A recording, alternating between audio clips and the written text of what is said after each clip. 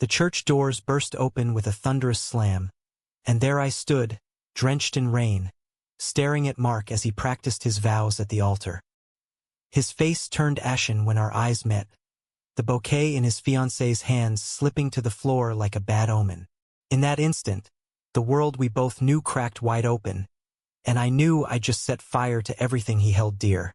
My name is Ethan, and I never meant to fall for a straight man. But Mark wasn't straight, not really. We met 6 months earlier at a corporate retreat in upstate New York, where our tech firm sent us to bond over trust falls and strategy sessions. He was the picture of suburban success. Mid-40s, sharp suit, easy smile, with photos of his wife Lisa and their 2 kids, Tommy and Grace, plastered on his phone's lock screen. I was the new guy, 32, openly gay, and focused on climbing the ladder after a string of dead-end jobs in Chicago. From the start, our conversations flowed like we'd known each other forever. Late nights by the campfire, he'd open up about the pressures of being the perfect dad, the breadwinner who never complained. Sometimes I feel like I'm living someone else's life, he confessed one evening, staring into the flames. I nodded, sharing my own stories of coming out in a conservative family, the rejection that still stung. There was no flirtation, just raw honesty. But as the retreat ended, he lingered when saying goodbye, his hand on my shoulder a beat too long. Weeks passed and the tension built. He'd find excuses to work late with me, our desks side by side in the dimly lit office.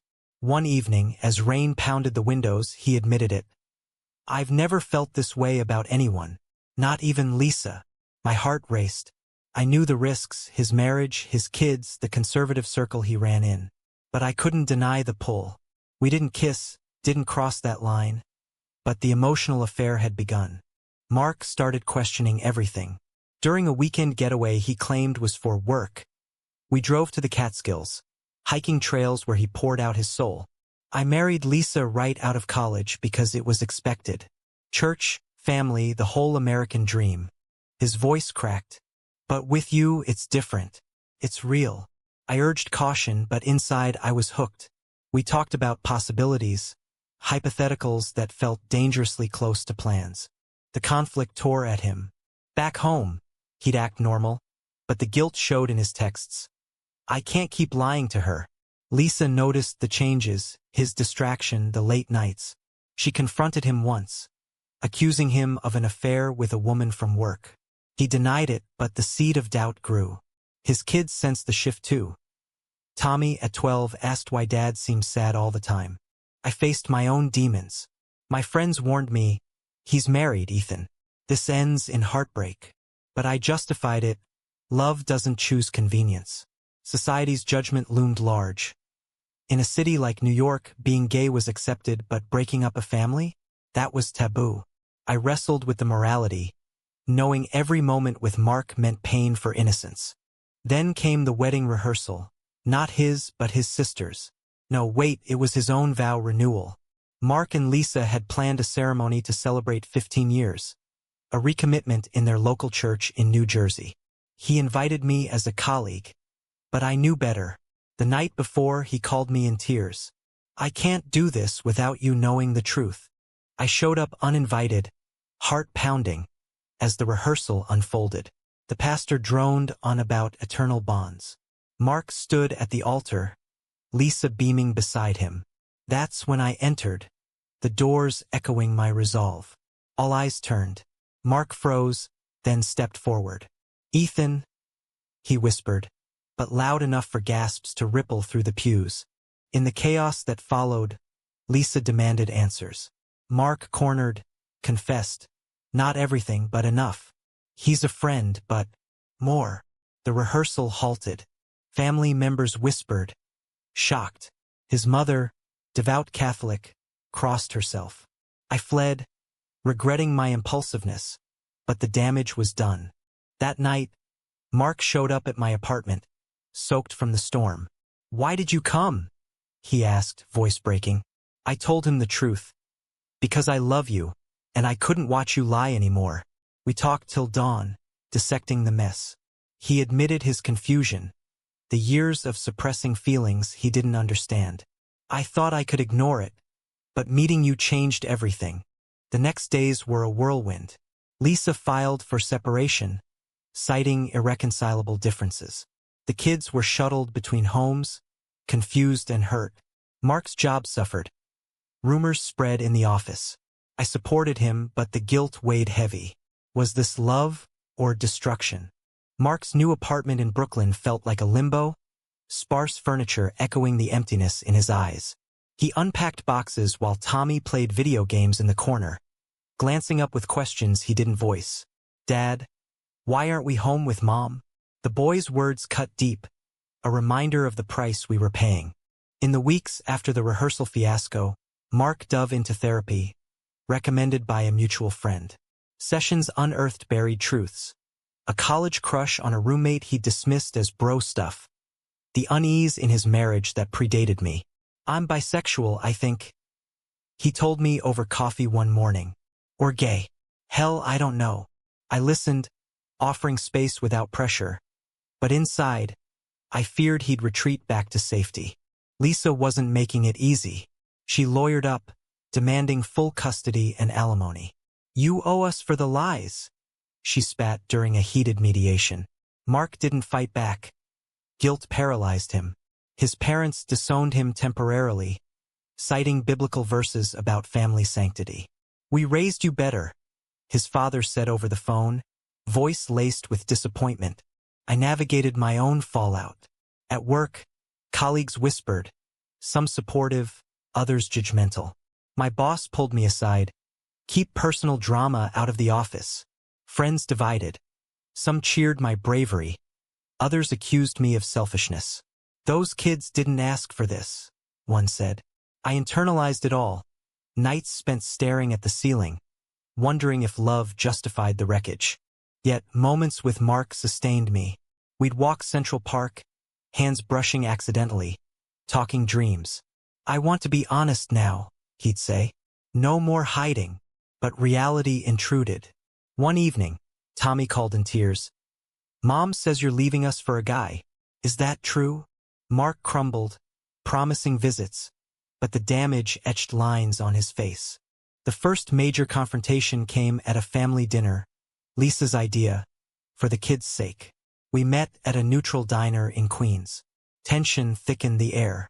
Grace, 8, clung to her mother, while Tommy eyed me suspiciously. "Who's he?" he asked. Mark introduced me as a friend, but Lisa scoffed. "Tell them the truth, Mark."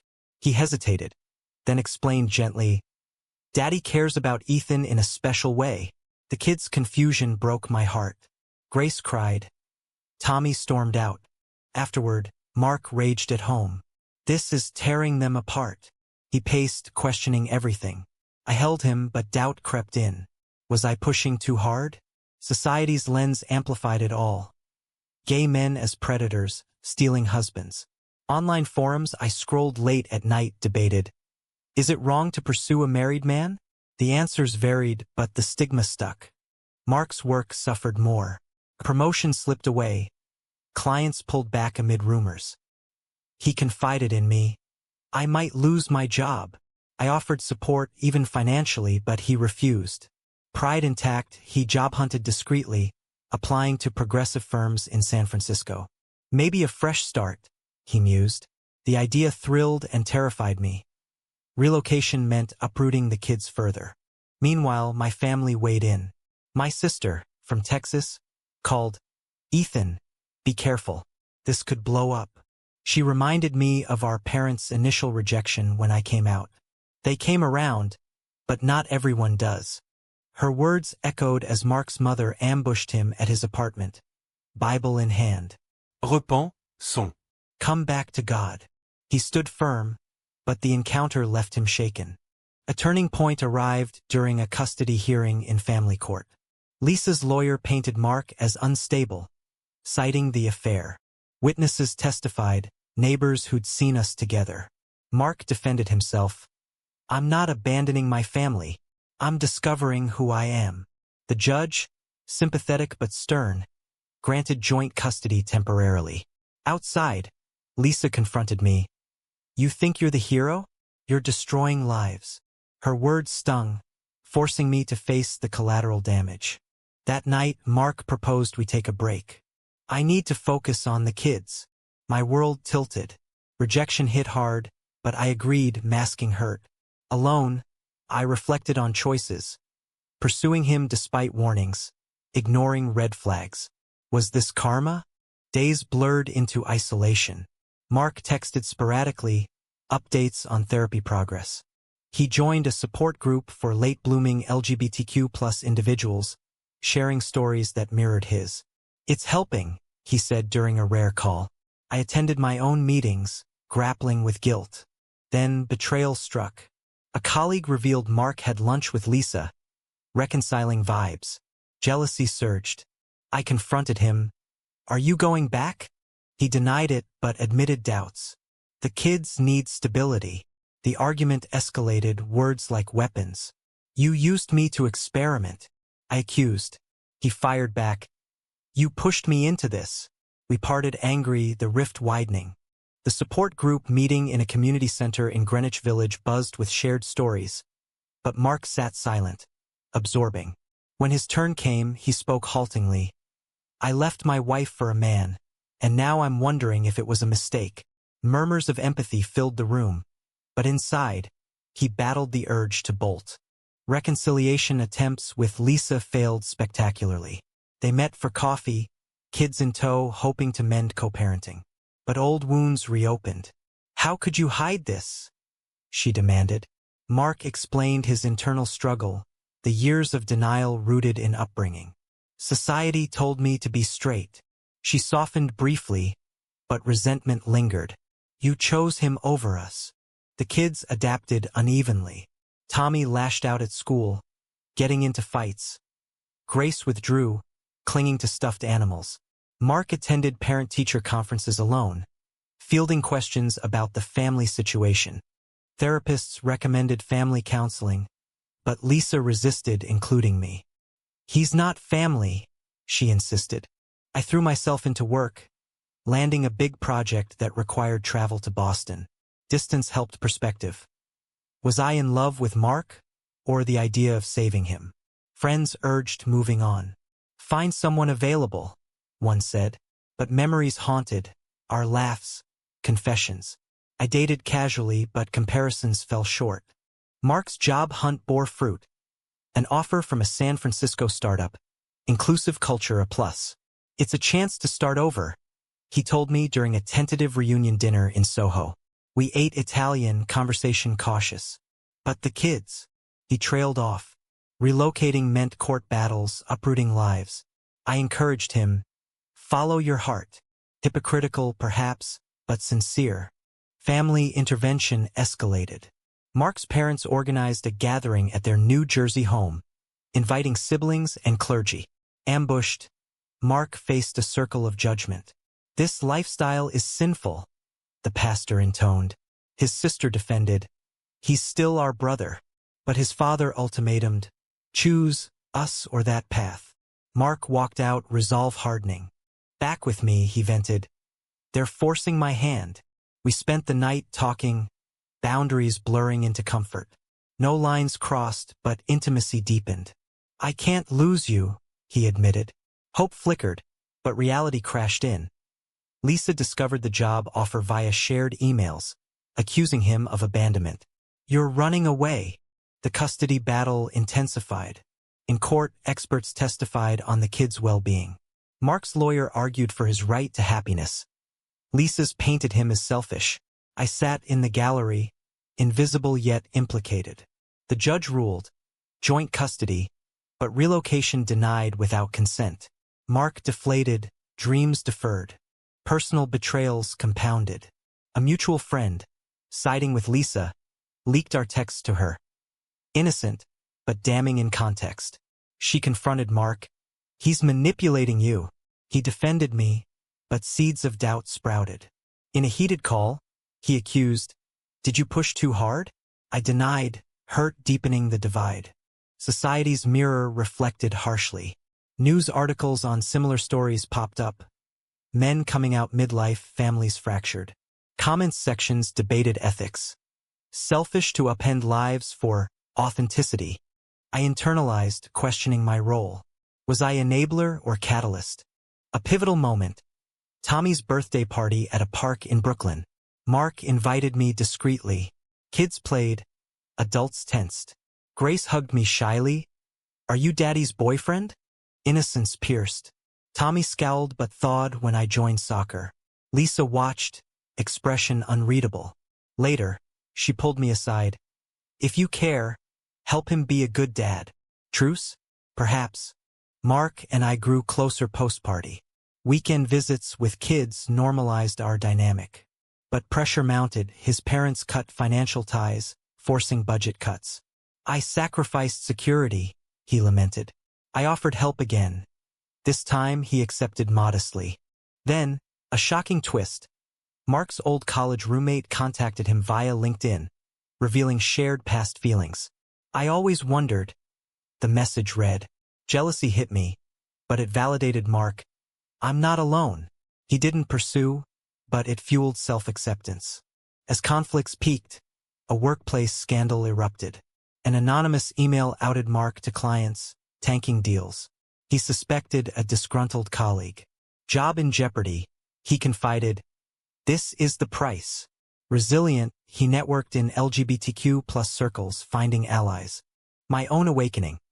Attending Pride for the first time with Mark, amid rainbows and cheers. This could be us, he whispered. But shadows lingered, kids' confusion, families' rejection. The San Francisco job offer loomed like a lifeline, but court-mandated mediation stalled it. Mark sat across from Lisa in a sterile room, lawyers flanking.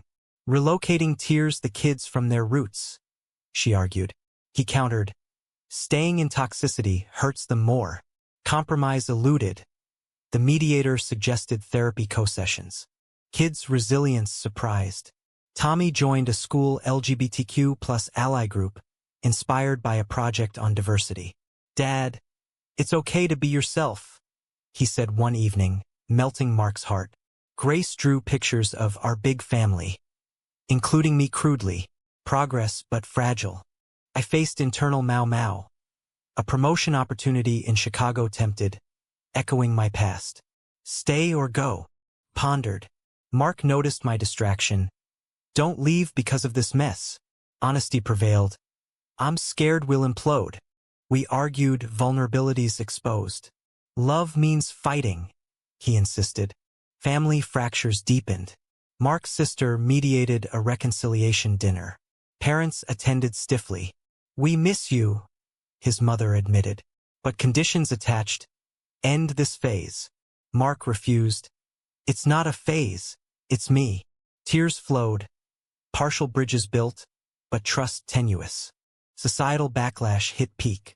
A local news piece on midlife identity crises featured anonymized stories like ours, sparking online vitriol. Mark read comments. Destroying families for selfish desires. It fueled depression. Therapy intensified. Am I wrong? He asked me. I reassured. Authenticity has costs, but denial's pricier. A damaging betrayal. Lisa dated someone new, a stable guy from church. Mark feigned indifference, but jealousy surged. She's moving on while I'm stuck. I empathized, but it highlighted inequities. Kids mentioned the new uncle. Confusing loyalties. Work crisis climaxed. Mark's boss demanded resignation amid client losses. Your personal life is a distraction. Devastated, he accepted severance. Unemployed overnight.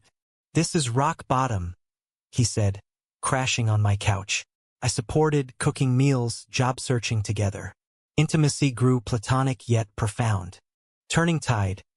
Support group connections led to a New York job at an LGBTQ+ friendly firm. Lower pay, but acceptance, he noted. Acceptance letter in hand. Hope reignited. We celebrated quietly, toasting futures. But drama escalated. Lisa, upon hearing, petitioned for full custody, claiming instability. Court date loomed. Prep sessions grueling. Prove you're fit, lawyer advised. Mark practiced testimony, reliving pains. The hearing unfolded tensely. Lisa testified tearfully. He chose passion over parenting. Mark countered, I'm better now, honest. Kid's guardian ad litem recommended joint, noting progress. Judge ruled in favor, but warned, prioritize children. Relief short-lived. Post-hearing, Mark's father called, proud you fought. Thaw began. Family therapy followed, unpacking generations of expectations. My role solidified. Kids warmed. Tommy confided bullies. I advised empathy. Grace asked questions innocently. Lisa, in a surprise, invited me to a school event. For them, she clarified. Awkward but step forward. Mark and I defined us, exclusive but paced. No rush, he said. Dates involved kid-friendly outings, blending worlds. Yet moral quandaries persisted. Friends debated, is happiness worth the hurt? I reflected on choices, pursuing despite odds, standing by through storms. A final confrontation. At a park picnic, old wounds surfaced. Lisa accused, you stole him. Mark defended, I chose. Heated exchange led to truths, her own unhappiness in marriage. We both hid. Understanding dawned, forgiveness tentative. With the new job secured, Mark settled into routine, balancing work and weekends with kids. Mornings brought texts from Tommy about school. Evenings, calls from Grace sharing drawings. Stability emerged from chaos, but scars remained. Lisa and I reached uneasy alliance. At a co-parenting workshop, we shared coffee post-session. I hated you, she admitted, but seeing Mark happier, maybe it's for the best. No friendship, but respect. She introduced her boyfriend. Mark handled it gracefully. Family healing progressed. Holidays included awkward gatherings. Thanksgiving at parents', where Bible quotes yielded to conversations. We're learning, his mother said. Siblings rallied, hosting barbecues blending old and new. Society's acceptance varied. Pride events empowered. Conservative pockets judged. Mark volunteered at LGBTQ plus youth centers, paying forward. If I help one kid avoid my path, he'd trail off. Our relationship deepened steadily. Anniversary marked with a quiet trip to the Hamptons. No drama, just connection. You saved me, he whispered. I countered. We saved each other. But reflections lingered. The initial pursuit, the pain inflicted. Kids thrived. Tommy came out as questioning, inspired by Mark's courage. Thanks for showing it's okay. Grace blossomed, unburdened. Mark beamed. This is worth it. Yet costs tallied. Financial strains from divorce, emotional tolls on all.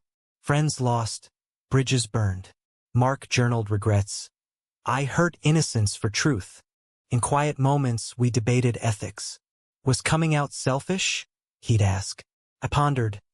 Love's complexity defies black-white. Years passed in narrative blur. Milestones like Tommy's graduation, Grace's first dance. Mark proposed cohabitation. I accepted. Blended family evolved. Challenges met with resilience. Awakenings culminated. Mark published an anonymous essay on midlife discovery, sparking discussions. Responses mixed. Supportive tales, critical rants. It mirrored our journey, controversial choices, debated outcomes. As dust settled, peace prevailed. But questions remained. Choices' righteousness unresolved.